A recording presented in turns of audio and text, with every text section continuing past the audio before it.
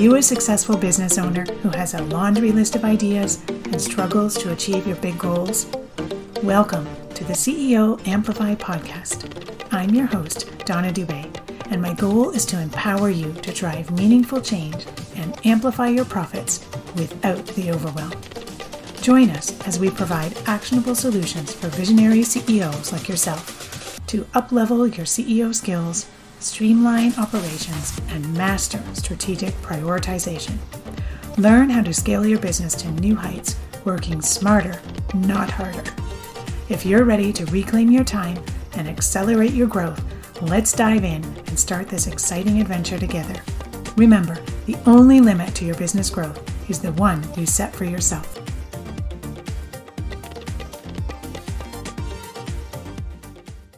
Hello, CEOs. So good to have you back. Delegation. Ooh, that's a sticky word for many of us. We know delegation is important, but we also know sometimes it's hard to do effectively in our own business. Maybe you've been in a situation where you tried delegating things in the past and it just didn't give the positive outcome you were looking for. And I think there's many sides to this coin. Certainly, there's an argument for having the right person in the right seat inside your business. But the other side of the coin is you can have the right person in the right seat, but you have to do your part as CEO. You have to set things up for them so they can be successful at what you're asking them to do. So today, I want to dive in a little bit into delegation. And maybe you're not there yet in your business. Maybe you are. Either way, I think there's something you can learn from this. If you're on the brink of wanting to hire someone, there's some golden nuggets in here that you can take and run with. If you've already hired and things aren't going as well as you'd like, maybe there's something in here that you can tweak and adjust and help your employees or your independent contractors do better. So I know sometimes when we delegate, I've been there, I've done it, and the task comes back maybe late, not done correctly, and we start thinking, you know what, it would have been better and faster if I had just done this myself. I wouldn't have had to spend the time explaining it and then managing them to get it done to actually make sure it was complete. But I really want you to put that myth aside and know that delegating tasks to team members who are able and ready has a ton of advantage to you as a CEO. When done correctly, delegation always wins. So what I want to do at the beginning of this episode is talk about 3 advantages of delegating, and then I'm going to go into some tips on how to delegate effectively. So if you think about your business and all the things that get done on a day-to-day and a week-to-week basis, you have a lot of repetitive tasks that are done in your business every day, every week, every month, whatever that cadence is. And when you're able to delegate those repetitive tasks to another team member, guess what? They get taken off your plate. And this means this frees up your time. This gives you more time freedom. And if you've heard me before, you know that I believe one of the biggest assets we have as CEOs is our time. And how we leverage that time makes a difference. So if you bring on someone in your business, you delegate something to that team member, and they do that task, instead of you spending 2 hours doing that task, you now have 2 hours to spend strategically in your business. That allows you to spend those 2 hours remaining the visionary, bringing the strategy, and not getting stuck in the weeds of the actual doing, of the actual implementing. Delegating frees up your time to allow you to work on projects. Well, what kind of projects, you're going to ask? Strategic planning, marketing strategy, new content for courses or workshops. It allows you to spend more time engaging in money-making activities, revenue-generating activities, those higher-level growth tasks that only you as CEO can do in your business. You can't delegate those things, so you need to be able to making time in your week for those to happen. So time freedom, big advantage. The next one is time savings.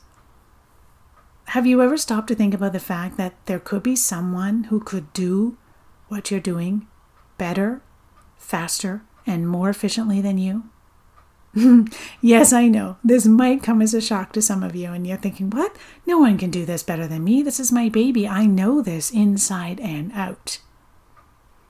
But I truly believe that everyone has their own God-given talents.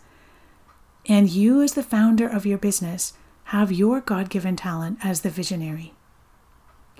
And that means your talent doesn't lie in doing #all the things.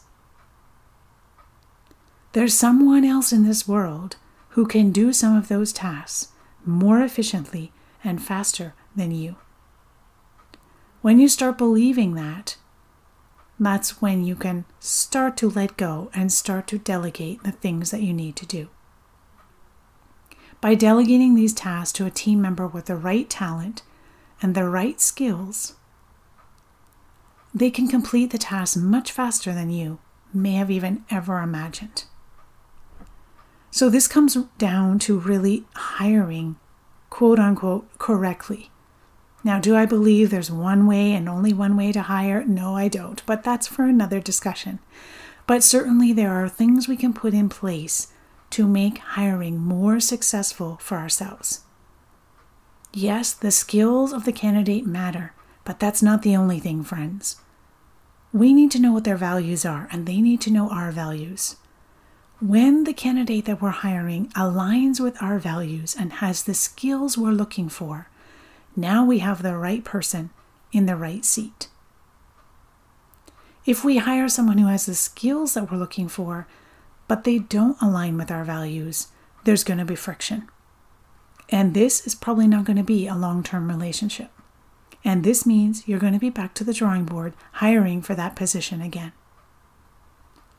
So it's really important that you do take the time to make sure you're hiring the correct candidate. But once you've got them, you have to believe that there can be time savings by letting them do certain tasks. They may be able to get started on the task earlier than you can because you've got 6 other things on your plate.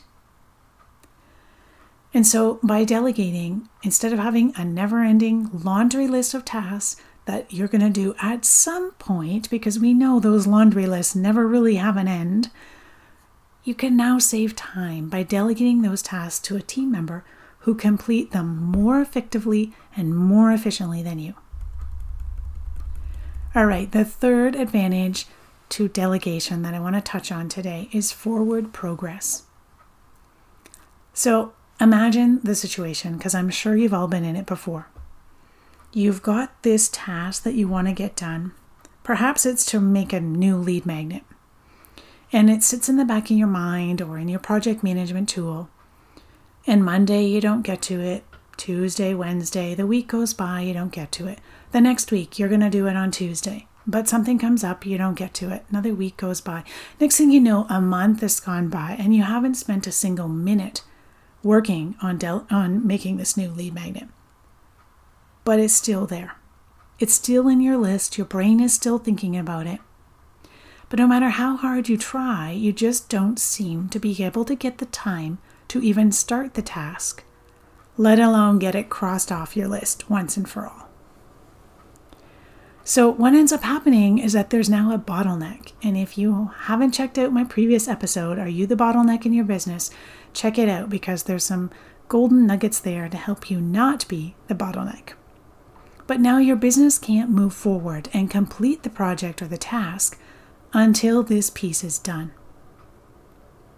But imagine that you could delegate this task to a team member who has the capacity, the skills, and the time to be able to do it. You're going to see progress much quicker without you having to do the work. Without delegating, if you really wanted to get to that task, maybe you're going to have to work 24/7. I don't know about you, but for me, I didn't sign up for that. All right. Hopefully, I've convinced you that delegation is a powerful tool that you can use inside your business. I do want to caution you, though. If you try to delegate in a rush or try and do it haphazardly, as I like to call drive-through delegation, you're not going to see the positive results that I just talked about. And there are a few tricks of the trade when it comes to delegation in order to see those positive benefits. So I want to walk you through now a 7-step plan for delegating so you can see the positive outcomes. The first step is knowing what to delegate. Because how do you pass something off to somebody if you don't know what they should be doing? And this is going to take a little bit of time for you to figure out, and it's going to be different for each of you. My business isn't the same as yours, and it's not the same as Susie's or Sally's. So you do have to spend a little bit of time figuring this out. But trust me, the time you spend there is going to be so worth the effort. So before we can even begin to delegate the task to someone else, we need to know what tasks we want to delegate. So here's what I suggest you do. Make a list of the recurring, repetitive tasks within your business that you're currently doing. So maybe once a week you have a podcast that needs to get uploaded and edited and sent an email about and some social media posts about. Maybe once a week you have an email marketing email that you send out to your list.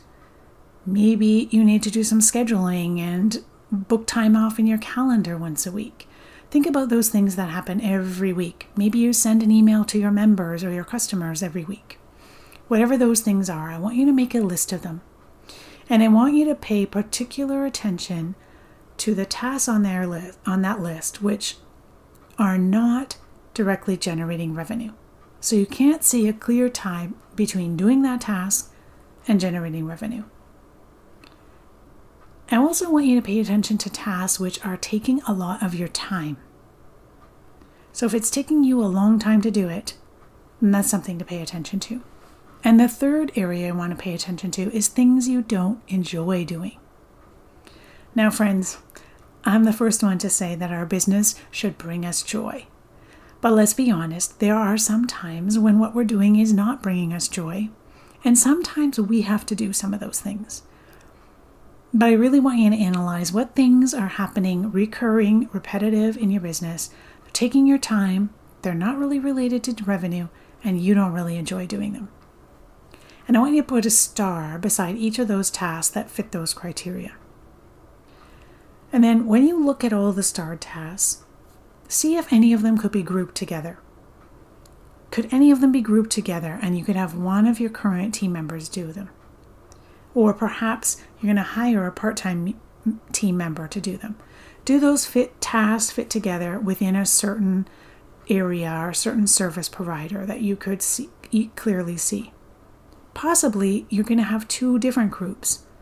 So for example, you may have tasks that a virtual assistant can do, and then you may have a lot of tasks associated with your social media and your strategy around social media. And so you may want a social media manager for those type of tasks.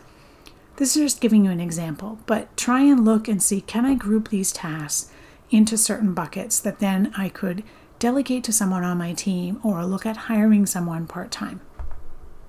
So that's how we figure out what to delegate. All right, so we've got our list. We know who we need to hire, or we know who we're going to delegate it to. Now what? Well, now we need to prepare the landscape for this new hire or our current team member's success, right? Remember that you know how to do these tasks already, and the person coming into your business does not. It's important that we give them some information about the specifics that we want them to do on how to do this task. We know the steps inside and out, but they don't, and so we need to have a way to convey that to them. If we only give them the name of the task, then they are obviously going to struggle with how to meet our expectations on how to do that task. And so we set them up for success by providing them with instructions on how to do the task and what success means, what the expectations of that task are. And there's a lot of ways you can accomplish this, but certainly I have found documenting the steps in a Google Doc simple and quite easy to work with. Can easily share that document. It can be saved in the folder. They know where to go and get it. It can easily be modified and edited as we change the way we're doing things. You can include some screenshots clearly and visually show what you want them to do. And so in the operations world that I live in, we call this document a standard operating procedure.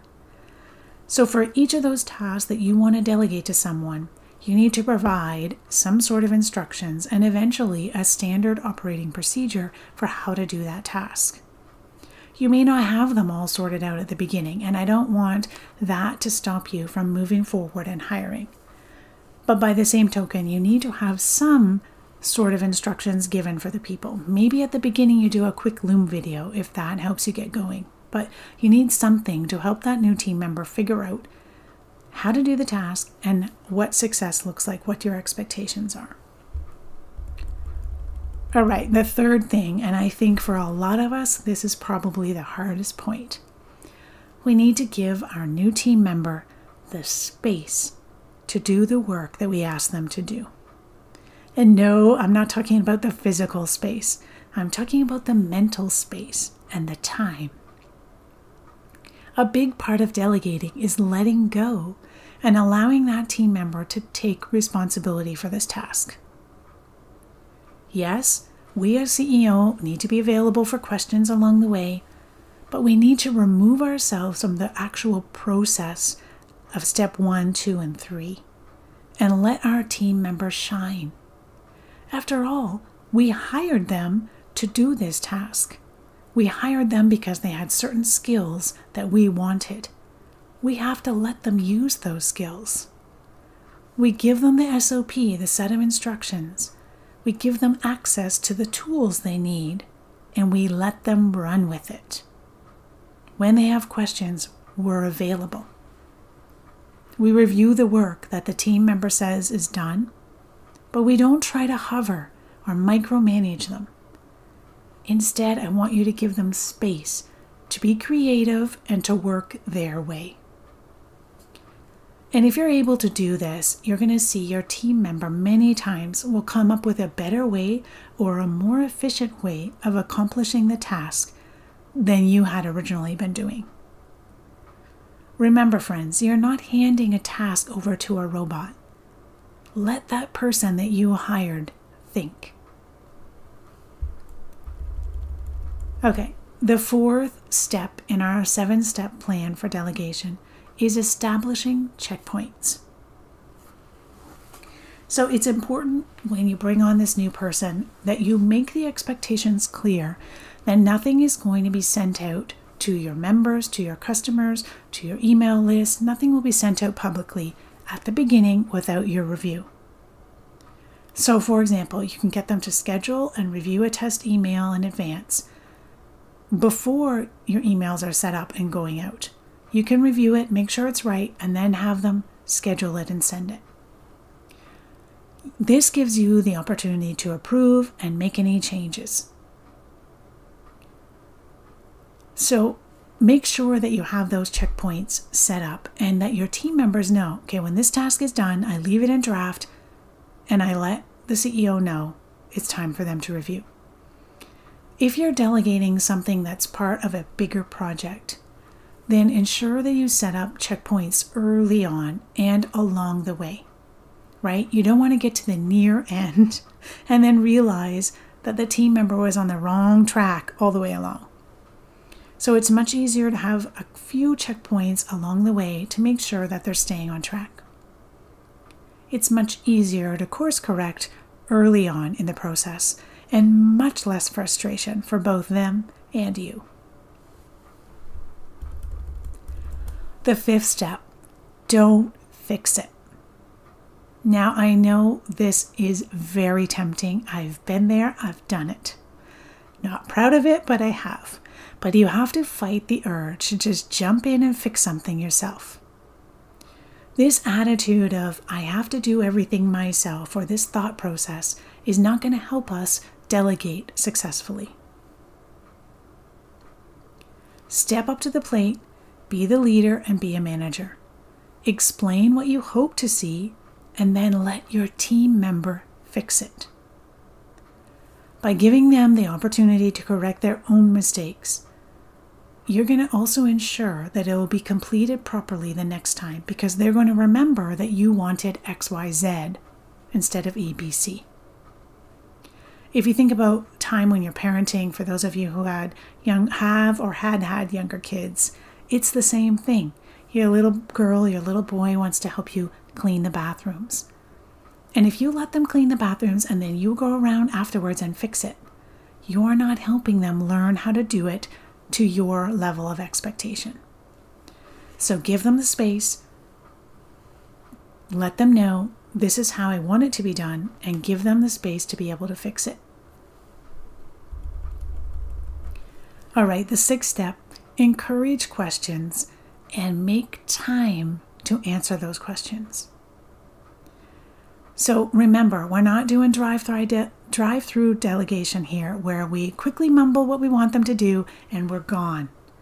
Into the dust, they can't find us, they can't ask any questions. That's not what successful delegation means. Your team member is going to need your input and correction along the way. No matter how good the person you hired is, no one's going to get it right and perfect the first time. So encourage them to ask questions. Have a safe space for them to ask questions. Have a clear path of communication so that as questions come up, they can ask you, you can take time and answer them. Correct them and fix if there's a way you're going on the wrong path. Delegation is a skill, my friends, and it requires leadership and guidance. Make sure as questions arise that you take the time to update those set of instructions, those standard operating procedures, to reflect the questions that they're asking, because it's likely that maybe that SOP is not clear enough. And this leads me to the last step of my delegation plan, which is review all SOPs regularly. So SOPs are a living document. They're something to be used, changed, edited, and tweaked as we go along. I certainly do not want you making SOPs, saving them in the Google Drive, and no one looks at them again. That's not helpful for anyone, right? That's a waste of people's time. So the process to follow is to complete the task, and then if there's changes that need to be made, go to that SOP right away and change them as you're going. As your business evolves and grows, your SOPs are going to have to change because the way you do things is going to change. Empower your team to take ownership of those SOPs for the tasks that they're responsible for, and set up a recurring task for them to review those SOPs on a regular basis. You want to review them and update them so that they are always current and staying with the way you're doing things in your business. That way, if someone's off on holidays or off on vacation, you can have someone else from your team step in, follow that SOP, and do the task. All right, I hope you can see from all of this that delegating can be a very powerful tool for a small business owner. Once you start delegating following these 7 tips I gave you today, you actually may find it a little bit addictive. Take the time up front to set your business and your team up for success when you're delegating tasks. Remember, the best way to be a leader for your team members is by being available to answer questions, but also allowing them to work independently and let their skills shine. Great. I hope this episode was helpful for you and there were some golden nuggets you were able to pull from it. If you would like, I'd love for you to hop over to the Facebook group CEO Amplify. And today I'd like to ask you, what's one task that you could delegate to a team member?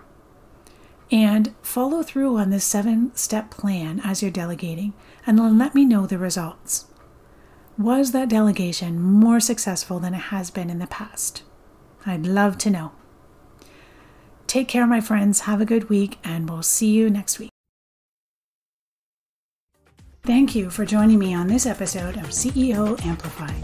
I appreciate you being part of our thriving community of ambitious business owners. If you enjoyed today's episode, I kindly ask you to share this podcast with a friend and take a hot minute to rate and leave a review. It would mean the world to me. Your feedback helps me reach more people and continue providing valuable content. Thanks so much for your support. Keep shining, and we'll catch you on the next episode.